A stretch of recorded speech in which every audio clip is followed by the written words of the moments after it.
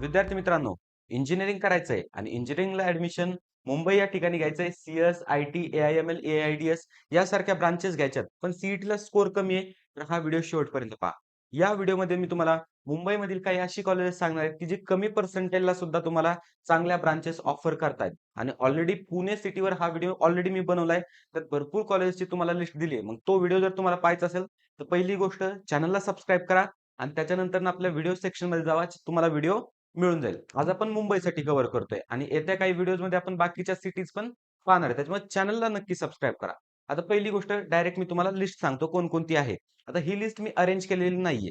Okay, म्हणजे 1 2 असे number, फक्त तुम्हाला एक रॅन्डमली मी कॉलेजेस सांगतोय जे की बेस्ट असतील कमी पर्सेंटाईलवर. मग तुम्हाला हे कॉलेजेस नक्की तुमच्या लिस्टमध्ये ठेवायचे. पहिलं आहे SIES. आता हा जो इथं नंबर दिसतोय, तर हा कॉलेजचा कोड आहे 03211. आणि हा कोड तुम्हाला कधी लागणार? ज्यावेळेस तुम्हाला ऑप्शन फॉर्म भरायचा आहे. ऑप्शन फॉर्म म्हणजे काय? तर रजिस्ट्रेशन, डॉक्युमेंटेशन, त्याच्यानंतर मेरिट लिस्ट वगैरे झाल्यानंतर आपल्याला जो कॅप राउंड फिल करायचा आहे, लिस्ट फिल करायची आहे, तर त्या लिस्ट फिल करण्यासाठी तुम्हाला हा नंबर लागणार आहे. मग प्रत्येक कॉलेजचा मी इथं प्रोव्हाइड केलाय. वाटल्यास नंबर लिहून घ्या किंवा याचं स्क्रीनशॉट घ्या. तर पहिलं कॉलेज आहे SIES graduate school of technology, Nerul, Navi Mumbai. Navi Mumbai इथलं कॉलेज आहे. खूप चांगलं आहे. खूप चांगलं आहे. काही अडचण नाहीये. त्यानंतर नेक्स्ट कॉलेज आहे 03208 Don Bosco institute of technology, Mumbai. Don Bosco बऱ्याच जणांना तुम्हाला माहित असेल, खूप चांगलं कॉलेज आहे. काही प्रॉब्लेम नाहीये. आपल्या काउन्सिलिंगचे बरेचसे मुलं इथं आहेत लास्ट इयरचे. त्याच्यानंतर आपण जर पाहिलं तर 3135 Manjara charitable trust, Rajiv Gandhi institute of technology, Mumbai. Rajiv Gandhi मुंबईमधील बेस्ट कॉलेज आहे. खूप चांगलं कॉलेज आहे. काही एक प्रॉब्लेम नाहीये. थोडंसं कमी पर्सेंटाईल तुम्हाला असेल, तर तुम्हाला हे कॉलेज नक्की मिळू शकतं. तुम्ही या कॉलेजला लिस्टमध्ये नक्की कन्सिडर करा.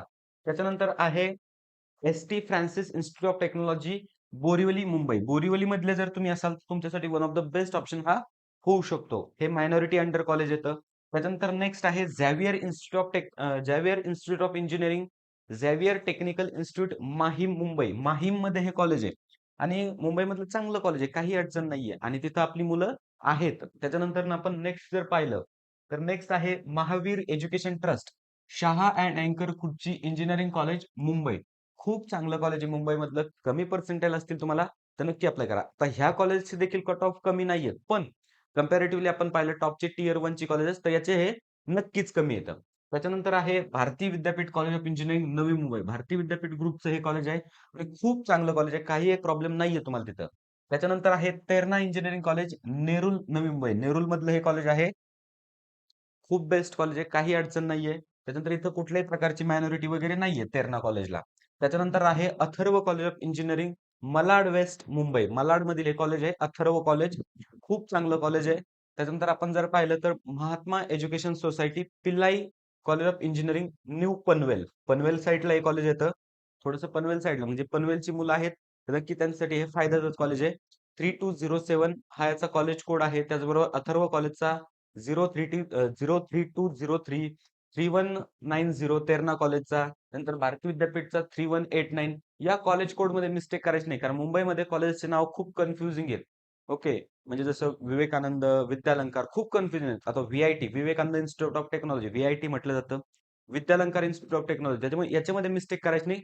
कॉलेज कोड व्यवस्थित पाहिजेत. बरं, त्याच्यानंतर आता पहा, ऍडमिशन काउन्सिलिंग. तुम्हाला जर यासारख्या कॉलेजेसमध्ये जायचं असेल, तर तुमचं पर्सेंटाईल ठीक आहे, थोडंसं कमी जरी असेल तरी तुम्ही जाऊ शकता. पण इथं जाण्यासाठी तुम्हाला कॅप राउंड 1 2 3 4 पूर्ण वाट बघावी लागेल.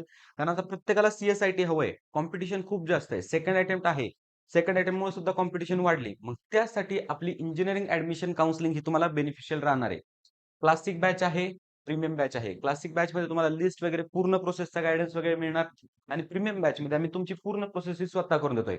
आणखीन डिटेल्स हवे असतील तर हे इथं माझे नंबर आहेत. वाटल्यास मी नंबर इथं तुम्हाला लिहून पण देतो. 8767844774. हा माझा नंबर आहे. एनी टाइम तुम्ही कॉल करू शकता किंवा व्हॉट्सअप मेसेज करू शकता. त्याचबरोबर आपल्या डिस्क्रिप्शन बॉक्समध्ये सगळे डिटेल्स तुम्हाला प्रोव्हाइड केले, तर नक्की एकदा चेकआउट करा. बरं, त्याच्यानंतर नेक्स्ट कॉलेज आहे Lokmanya Tilak college of engineering, Kopar, Khairane, Navi Mumbai. खूप चांगलं कॉलेज आहे.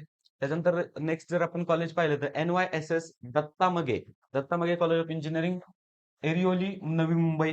त्याच्यानंतर अंजुमन आय इस्लाम्स, MH सॅबिको कॉलेज ऑफ इंजिनिअरिंग, मला नाव वर्ड वाचता येत नाही त्याच्यानंतर मुंबई. मुंबईमध्ये मायनॉरिटीचे हे कॉलेजेस आहेत आणि मुंबईमध्ये भरपूर मायनॉरिटीचे कॉलेजेस आहेत.